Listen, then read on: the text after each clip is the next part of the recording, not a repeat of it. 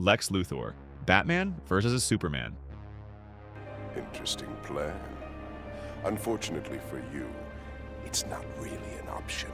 Lex Luthor first showed up in Action Comics number 23 back in 1940. He began as a brilliant scientist from Metropolis's rough suicide slum, but over time he turned into a wealthy, power-hungry businessman.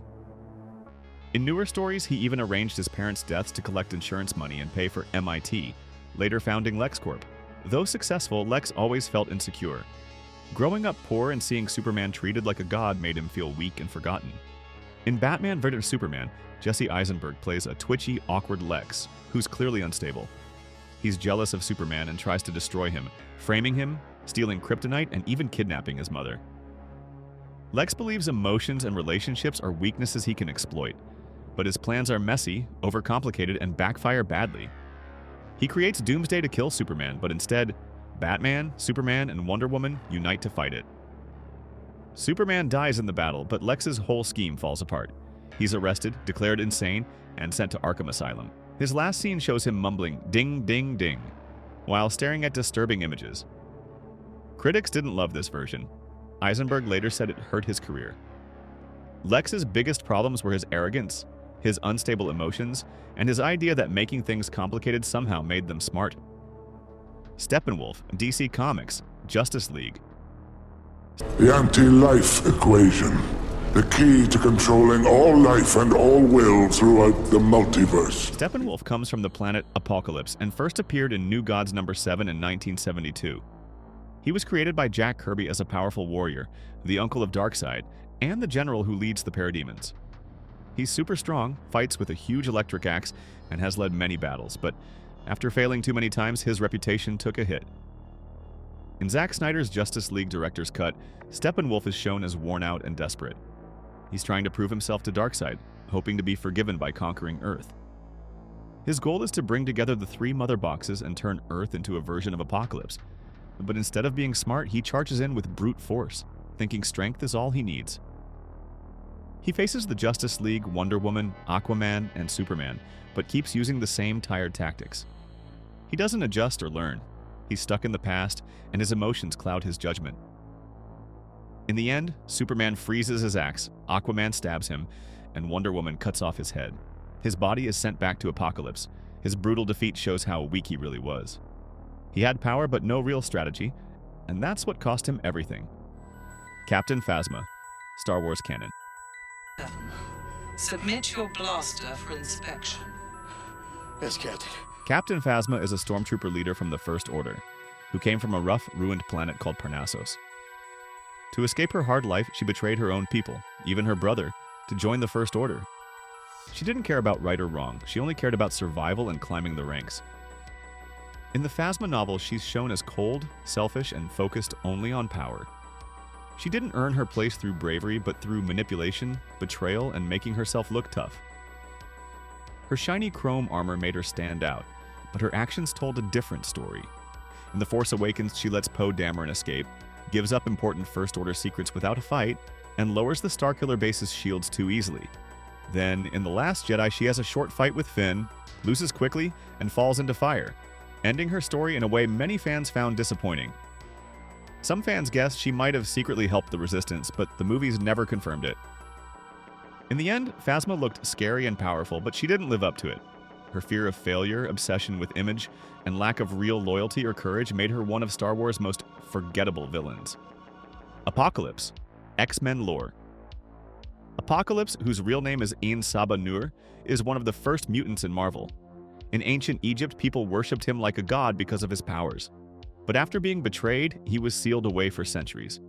When he wakes up in 1983, he decides the world has gone soft. He believes only the strongest mutants should survive, so he finds 4 powerful allies, his horsemen, to help him destroy the world and rebuild it in his own image.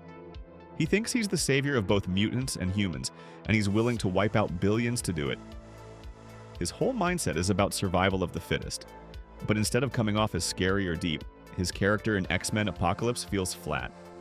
Critics and fans felt he lacked clear goals and didn't do much besides gathering his team. Despite having huge powers like reshaping matter and stealing abilities, he seemed quiet and unimpressive. In the end, the X-Men defeat his Horsemen, and Jean Grey uses the Phoenix Force to destroy him. Apocalypse's big mistake was relying only on power. He didn't understand real teamwork or emotion, and that's what led to his downfall, making him feel more like a missed opportunity than a true threat. The Mandarin, Trevor Slattery, Iron Man 3/Marvel lore. You know who I am. You don't know where I am. And you'll never see me coming. Trevor Slattery shows up in Iron Man 3 as what seems like a terrifying terrorist leader called the Mandarin. But the truth is, he's just a failed British actor hired by Aldrich Killian's company, AIM, to pretend. Trevor isn't driven by any real beliefs. He just wants fame, money, and drugs. He comes from a life of addiction and obscurity, and this fake role gives him the attention he never had. He plays the part using scary speeches and dramatic videos, but it's all an act meant to distract people from the real villain's plan. Psychologically, Trevor is shallow. He doesn't even fully understand the role he's playing. He's just a puppet in fancy costumes. When Tony Stark finds him, Trevor is relaxing in a mansion, clueless about the chaos happening because of his image. He quickly folds under pressure, giving away false info and proving he's not dangerous at all. After helping expose Killian, he's arrested. Later in All Hail the King, we see he's kidnapped by a real member of the Ten Rings, showing just how replaceable he is. In the end, Trevor's biggest flaw is that he's all image and no substance, making him one of the MCU's weakest villains. Amon, the Legend of Korra. Thank you all for joining me on this historic occasion. Amon, whose real name is Noatak, came from the Northern Water Tribe. He was the older son of Yokone, a powerful and dangerous bloodbender. As a kid, Amon saw his father's cruelty and was even forced to bloodbend his younger brother, Tarlok. That trauma left a deep mark on him. He grew to believe that bending caused pain and unfairness in the world. To fight this, he created a new identity, named it Amon, and started a movement called the Equalists. He told non-benders he could take away bending forever and promised a more equal world.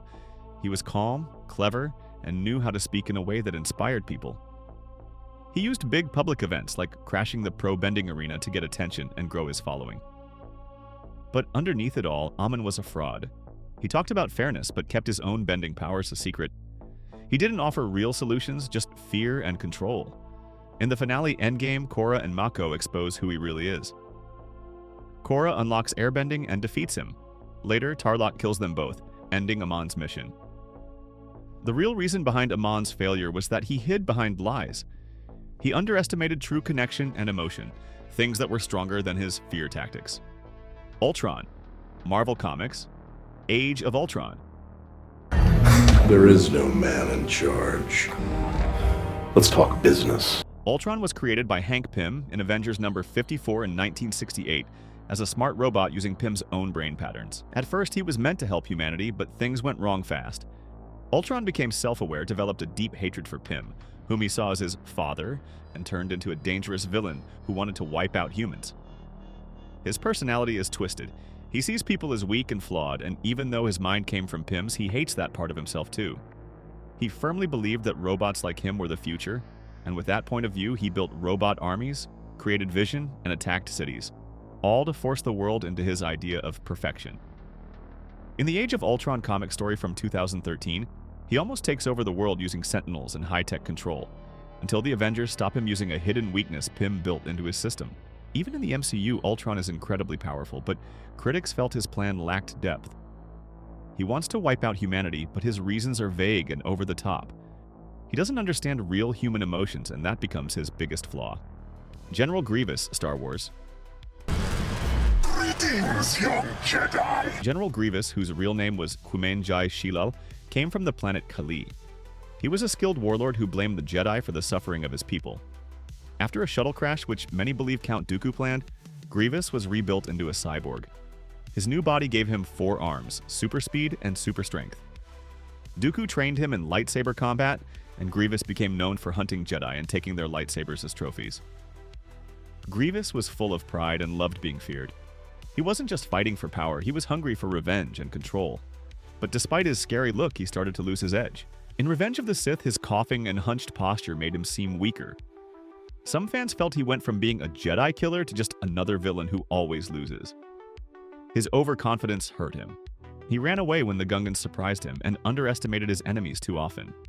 In the end, on Utapau, Obi-Wan Kenobi defeats him by blasting his exposed heart, getting around all of Grievous's armor and skills. Beerus, Dragon Ball, Super. It's astounding! This mortal really is something else. Beerus is the god of destruction for Universe 7 in Dragon Ball. He was likely born alongside his twin brother Champa, and later trained by Weiss to take on the role. His job is to destroy planets to keep balance in the universe, but he treats it casually, often acting lazy and only getting serious when something annoys him, like bad food or someone waking him up. Personality-wise, Beerus is like a spoiled cat, moody, proud, and quick to get angry over small things. He doesn't have a clear moral goal. He mostly does what he feels like. Even though he's insanely powerful and feared by almost everyone, he rarely uses his full strength for anything meaningful. In Battle of Gods, Beerus shows up looking for the Super Saiyan God, but ends up just sparring with Goku and leaving. He holds back a lot, which takes away the tension. In Dragon Ball Super, he becomes more of a goofy, food-loving side character than a serious villain. He throws tantrums, makes threats, then backs off without much payoff. He's never really been beaten, he just loses interest. While his power is huge, his mood swings, shallow motivations, and lack of real danger make him feel more like comic relief than a true threat. Peter Pettigrew, Wormtail.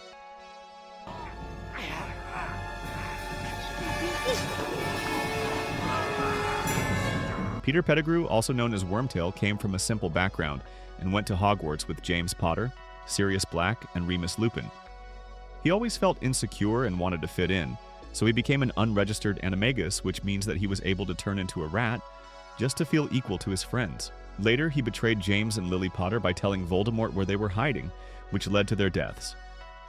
He then faked his own death and framed Sirius Black for it. To stay hidden, he lived for 12 years as Ron Weasley's pet rat, Scabbers.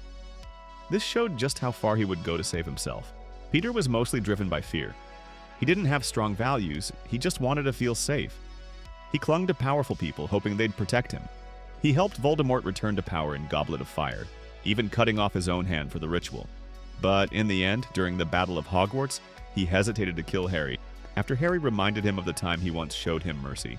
That moment of doubt cost him his life. Voldemort's silver hand killed him for showing weakness. Peter's downfall was simple. He was a coward. He had no loyalty, no conviction, and in the end, that weakness consumed him. But fear doesn't always destroy. In the hands of the truly dark, it becomes a weapon. They control it, spread it, and leave nothing but dread in their path.